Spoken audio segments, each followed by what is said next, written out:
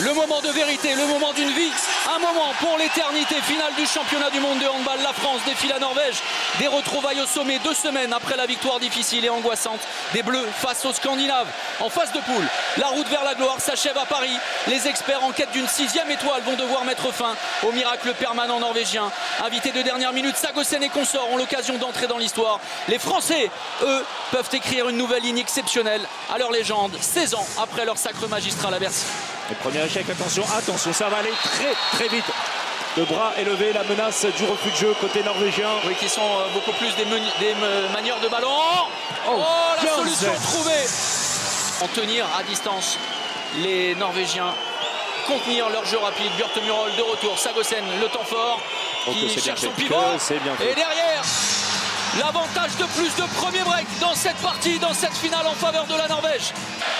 Compliqué. Cette première partie de finale pour les Français, menée de 2 buts avec la sortie de Murol sur Yago avec Sagosen. Il doit gagner son premier duel.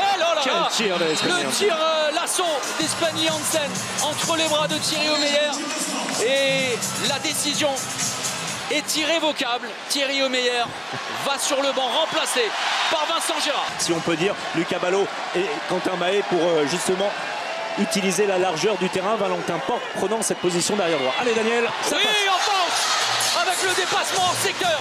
Daniel Narcisse, le premier temps fort sur l'engagement rapide. Attention à la solution avec Tanguy et le dribble. Oh là là, ça joue beaucoup trop rapidement. Les Français n'y arrivent pas.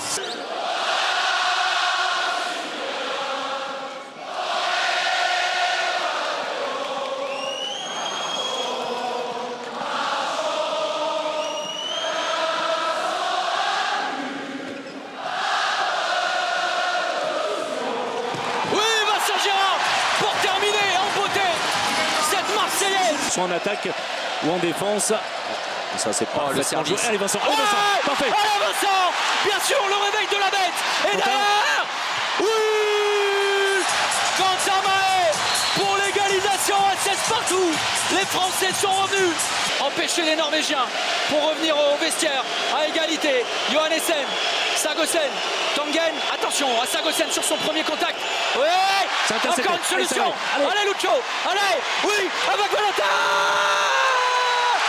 Juste avant la porte, la France est devant. On a très bien étudié, et particulièrement Bergerud, le jeu et les impacts de Nedim Remili. On reviendra dessus.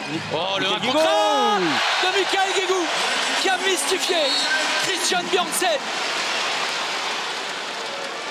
C'est bien Ludovic Fabregas pour museler Tonesen. Il retournait au combat. Et Vincent Gérard, nouvel arrêt.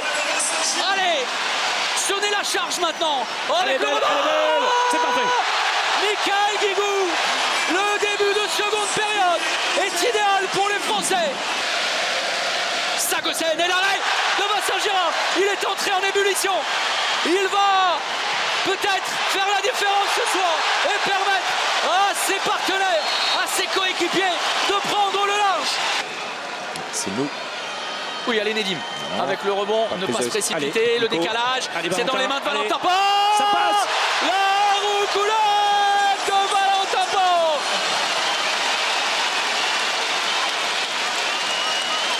Essaie de libérer et on y arrive. Sagosen, pas de solution. Oui, Mika. Allez Mikael Guigou, envolé. Allez Nedim, c'est à toi. Oui, Nedim Remili, le plus gros écart dans cette finale.